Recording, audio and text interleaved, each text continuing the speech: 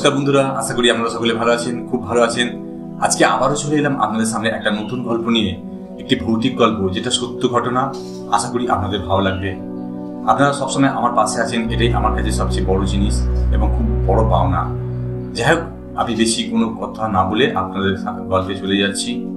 যে গল্পটি আপনাদের সামনে উপস্থাপন করবো সেটি একটি সত্য ঘটনা। এটা ঘটেছিল আমার একটা বৌদিমণির সাথে। উনি এবং দাদা কর্মসূত্রে দিল্লিতে একটি ঘরে ভাড়া থাকতেন। তো ঘরটি উনি যেখানে আগে থাকতেন সেই ঘরটি রিপেয়ারিং করার জন্য ওদেরকে বলা হয়েছিল যে এই ঘরটি ছেড়ে দিতে হবে এবং অন্য একটা ঘরে ওই মালিক ওদেরকে থাকার ব্যবস্থা করে দিয়েছিল।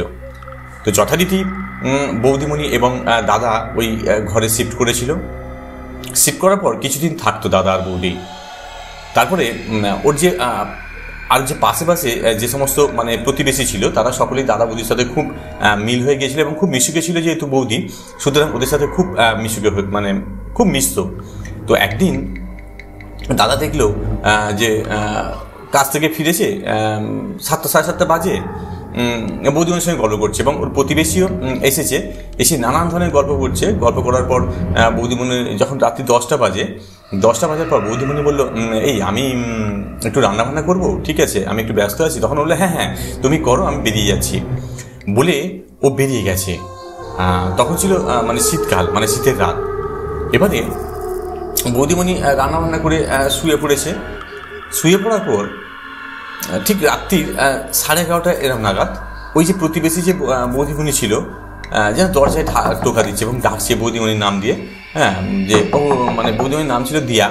বলছে দিয়া বলে আবার ঠকঠক করছে, আবার নাম বৌদিমণির নাম ধরে ডাকছে, বলছে দিয়া বলে। এবার বৌদি ভাবছে যে কী ব্যাপার হলো, এত রাত্রে কেন উনি ডাকছেন বলে সঙ্গে সঙ্গে উঠে দরজাটা খুলে দেখছি যে পুরো শুনশান, কেউ নেই, ঠিক আছে। আর পুরো অন্ধকার গুটগুট করছে পুরো বারান্দা।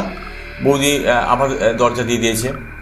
দেওয়ার পর আবার কিছুক্ষণ পর আবার ওই রকম দরজা ঠোকা দিচ্ছে আর যেন ডাকছে, দিয়া দিয়া বলে ডাকছে। বৌদি তো চিন্তায় পড়ে গেছে যে কী ব্যাপার হলো। ও আর কিছু বলেনি, আর দরজা খুলেনি। তারপর পরদিন সকালে ও যখন কলে জল আনতে যায়, জল আনতে গিয়ে বৌদিমণিকে বলছে আর কি, বৌদিমণি বলছে ওই প্রতিবেশীটাকে, বলছে দিদি তুমি কালকে রাত্রে আমাকে যা জ্বালাতন করলে না। বলছে আমি কখন জ্বালাতন করলাম আবার তোমাকে?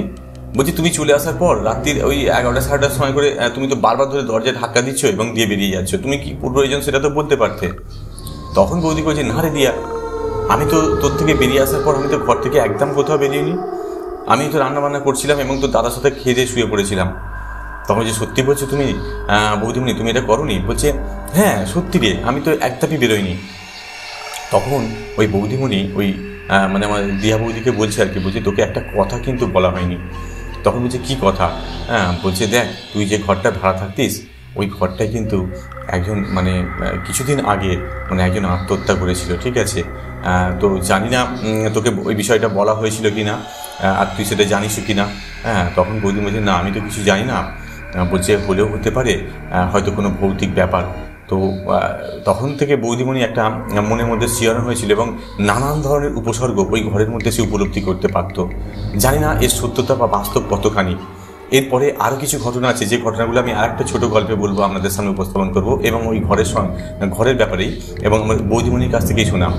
আশা করি আপনাদের এই গল্পটি ভালো লাগবে এবং আপনারা আনন্দ পাবেন বা হয়তো অনেকটাই উপলব্ধি করতে পারবেন বিষয় সম্পর্কে।